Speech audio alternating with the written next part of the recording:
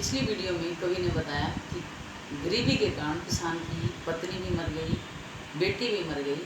अब अपना मन की भावनाओं को, दुख की भावनाओं को प्रकट कर रहे हैं। वो क्या कह रहे हैं, किसान क्या कह रहा है? घर में विधवा रही पतोहू, लक्ष्मी थी यद्यपि पति घातिन, पकड़ मंगवाया कोतवाल ने, डूब कुएं में मरी एक दिन। कवि कह रहे हैं कि क्योंकि उसका बेटा मर गया था और बेटा जो था वो विवाहित था, तो घर में विधवा रही पतोहू, पुत्र वधू घर में जो थी वो विधवा हो गई थी, लक्ष्मी थी। वैसे तो औरत को घर की लक्ष्मी माना जाता है, लेकिन यद्यपि पति घातिन, लेकिन पति के मरने के बाद उसको पति की हत्यारिन घोषित कर दिया कि उसके आने के बाद पति की मृत्यु हो गई, उसको पति की घातिन साबित कर दिया गया। पकड़ मंगवाया कोतवाल ने, और जो पुलिस दरोगा था उसने भी मौके का फायदा उठाया और उस पर कुदृष्टि डालते हुए उसको कोतवाल ने थाने में बुलाया और उसकी इज्जत लूटने का प्रयास किया। डूब कुएं में मरी एक दिन, और इसी कारण वो शर्मिंदा होकर एक दिन कुएं में डूब कर मर गई। अर्थात वो लाचार औरत, उसके पास कोई चारा नहीं था, वो अपनी इज्जत को बचा नहीं पाई, इसके कारण कुएं में डूब कर मर गई। तो कहने का भाव यह है कि किसान के ऊपर एक जो जुल्म ढाए गए, उसमें किसी ने कसर नहीं छोड़ी। जिसके जो हाथ लगा उसने वहीं उसके ऊपर अत्याचार करने का प्रयास किया।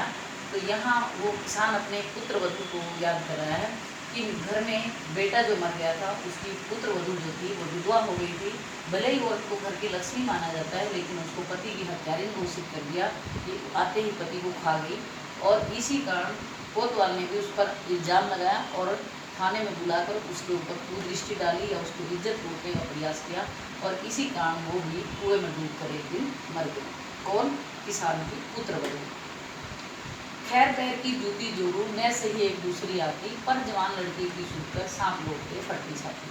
तो ये कह रहे कि उस समय की सामाजिक जो स्थिति थी, समाज में औरत की क्या स्थिति थी? पैर की जूती।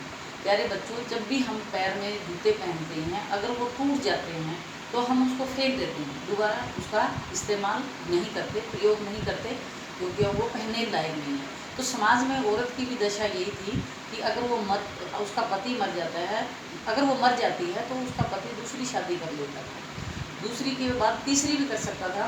तो औरत की कोई इज्जत नहीं थी, उसको जूती के समान माना जाता था।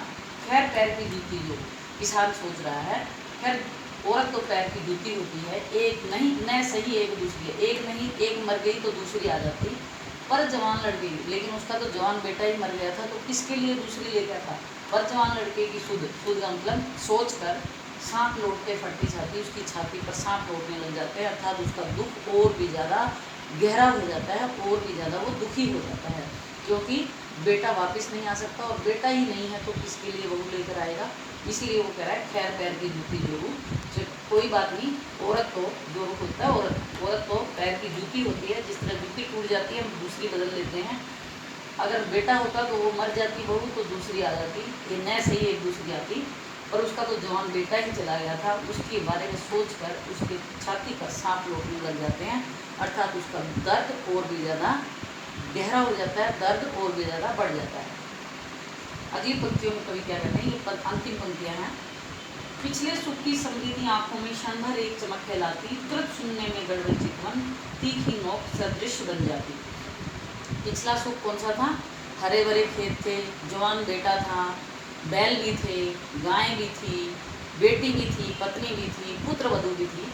पिछले सुख की समृद्धि होता है यादें। जब हम कभी अपने पिछली बातों के यादों में चले जाते हैं, तो हमारा बचपन में चले जाते हैं, या हम सुख के दिनों में कोई याद करते हैं, तो हम कहाँ बैठे हैं, कहाँ सो रहे हैं, ये भी हमें याद नहीं रहता, और हम पड़े पड़े या बैठे बैठे ही खुश होते रहते हैं उन बातों को याद करके जो कभी हमारे बीते हुए समय में घटी थी। तो किसान को भी पिछले सुखों की याद आती है, तो आंखों में क्षण भर एक चमक आ जाती, कुछ पल भर के लिए तो उसकी आंखों में चमक आ जाती है, क्योंकि वो सोच रहा है पिछले समय के भूतकाल के बारे में।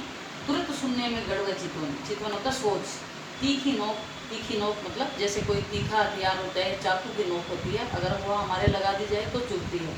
तो कोई कह रहे हैं कि वह चितवन जब वो सोचता है, तुरंत वर्तमान में जब आ जाता है, तो वही वह सुख जो है उसको तीखी नोक के समान, सदृश होता समान चुभने लग जाते हैं, क्योंकि आज का जो समय है वर्तमान में वो दुखी है, क्योंकि अब उसका ना बेटा रहा, ना बैल रहे, ना गाय रही, ना पत्नी रही, ना बेटी रही, ना पुत्र वधू रही, और खेत थे वो भी लूट चुके थे। महाजन ने पैसे के लिए उसका घर बार भी बिकवा दिया था। तो ये सोचकर वो सारी बातें जो सुख की यादें थी उसको तीखी नोक के समान चुभने लग जाती हैं, क्योंकि आज वो खाली हाथ था। किसान ये सोच रहा है कि आज़ादी देश को मिली, लेकिन मुझे आज क्या मिला, मैं खाली हाथ हूँ, मेरा सब कुछ लूट चुका है। तो कहने का भाव ये है कि कवि ये बताना चाहता है कि किसान पहले भी दुखी था और आज भी दुखी है।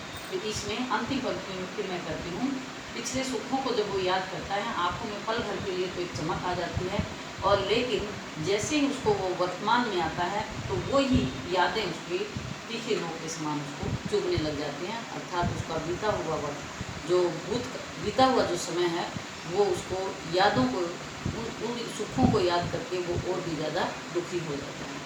प्यारे बच्चों, ये इस कविता की अंतिम पंक्तियाँ थी, और ये मुझे लगता है आपको समझ में आ गई होगी, और आ गई है तो इसको, वीडियो को शेयर करना, लाइक करना, और सब्सक्राइब नहीं करते हैं आप लोग, और फिर मेरे पास कमेंट आते हैं कि नई वीडियो आ गई है क्या, और नई वीडियो कब आएगी।